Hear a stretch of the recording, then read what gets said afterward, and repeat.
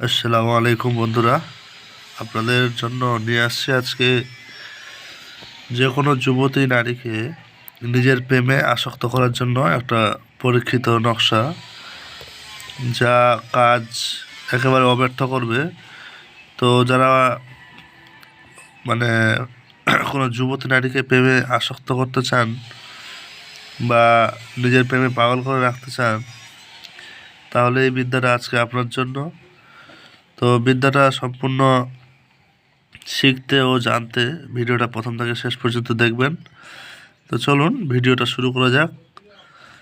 তো আশা করি আপনারা সকলেই ভালো আছেন। আমি আপনাদের সবাইকে জানাই আমার রুহানি চিকিৎসালয়ে আন্তরিক ভালোবাসা, শুভেচ্ছা ও অভিনন্দন। অনেক দিন হয়ে গেল এই চ্যানেল চালু হওয়া। আপনাদের একে একে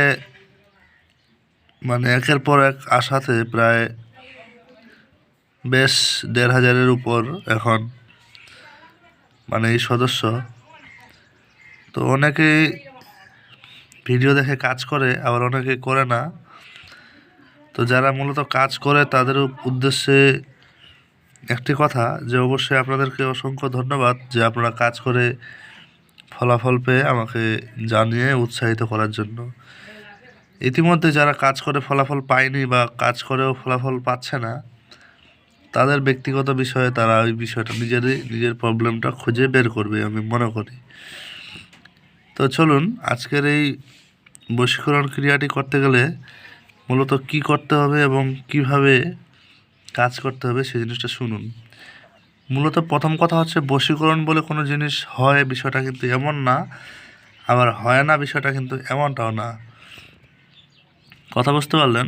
মূলত আমরা যে কাজটা করে থাকি বা দিয়ে থাকি, এটা হচ্ছে মহাব্বত বা ভালোবাসা পয়দা হওয়ার জন্য আমল। কথা বুঝতে পারছেন? তো এই যে দেখেন, আপনাদের সামনে সরাসরি আমি নকশাটাই দেখাচ্ছি। আশা করি নকশাতে আপনাদের কোনো বিন্দু পরিমাণ সমস্যা হচ্ছে না। তো কখন এই কাজটা করবেন? যখন দেখছেন যে একটা নারী, সুন্দরী নারী, বা আপনি যাকে পছন্দ করেন বা আপনার যে পছন্দ হয়েছে, বা আপনি তাকে মনে মনে ভালোবাসেন কিন্তু বলতে পারছেন না মনের কথা।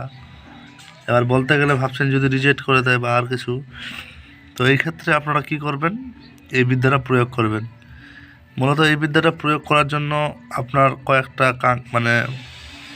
কয়েকটা জিনিস খুব সাবধানতার সহিত অবলম্বন করে জিনিসটাকে জোগাড় করতে হবে। প্রথমত হচ্ছে 1 কালারের গরুর দুধের ঘি। কথা বুঝতে পারলেন? এরপরে কাঙ্ক্ষিত ব্যক্তির কাপড়। কথা বুঝতে পারছেন? কাপড়টা কেমন হওয়া চাই? গায়ে ঘাম লেগেছে বা গায়ের সঙ্গে পড়ার পর সেটাকে আর ধোয়া হয়নি, বা গায়ে ঘাম জড়ানো কাপড়। কথা বুঝতে পারলেন? এই নকশাটা করতে গেলে আপনাদের এই জিনিসটা প্রয়োজন পড়বে। তো যখন ওই কাপড়টা কালেক্ট করলেন, সেই কাপড়ের উপর এই নকশা 3টা লিখবেন আলাদা আলাদা করে। ঠিক আছে? 3টা লিখে নকশার নিচে কাঙ্ক্ষিত ব্যক্তির নাম এবং আপনার নিজের নামটা লিখতে হবে। কিভাবে? অমুকের কন্যা অমুক, বা অমুকের পুত্র অমুক, অমুকের পুত্র বা অমুকের কন্যা অমুকের উপর আশিক দিওয়ানা হোক। ঠিক আছে? এই কথাটা লিখতে হবে। লিখে আপনাদের কাজ করতে হবে। কাজটা মূলত কিভাবে করবেন? জাফরান কালি ব্যবহার করবেন।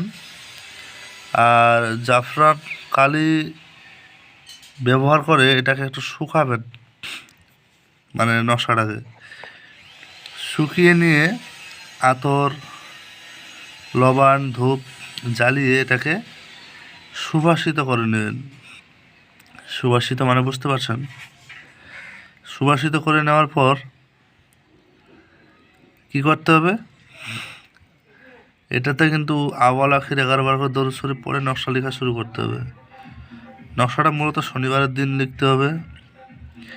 শনি, রবি, সোম এই 3 দিন আপনাকে নকশাটা কিন্তু জ্বালাতে হবে। কীরকমভাবে? ওই কাঙ্ক্ষিত ব্যক্তির কাপড়ে লেখার পর ওটাকে পলিতে বানাতে হবে, দিয়ে ওই 1 কালারের গরুর দুধের ঘি যে হয়েছে সেই ঘিয়ে কাঙ্ক্ষিত বাড়ির দিকে মুখ করে 3 দিন পরপর জ্বালাবেন, শনি রবি সোম। জ্বালানোর সময় কাঙ্ক্ষিত ব্যক্তির চেহারাটা খুব বেশি মনে করবেন। এবার কাজটা কি হবে, আপনার মনে করে বা জ্বালাবেন। জ্বালানোর 3 দিন যখন হয়ে গেল, তারপরের দিন কিংবা আরও আগামী 24 ঘন্টা পর কি করবেন, কাঙ্ক্ষিত ব্যক্তি গিয়ে নিজের মনের কথাটা প্রস্তাব দিবেন। সে আপনাকে কোনোভাবে না করতে পারবে না, এতটুকু আমি বলতে পারি। সে আপনার প্রস্তাবে রাজি হয়ে যাবে এবং ধীরে ধীরে আপনার প্রেমে আসক্ত হয়ে যাবে। কথা বুঝতে পারলেন? এই হচ্ছে কাজ। এই যে দেখেন, আপনাদের মাঝে দেখাচ্ছি একটু পরীক্ষিত তদবির। সাবধানে করবেন, কোনো নাজায়েজ কাজে করবেন না। তো ভালো থাকবেন সবাই। আল্লাহ হাফিজ। দেখা হচ্ছে আগামী ভিডিওতে। আমি ভিডিও বেশি লম্বা করলাম না।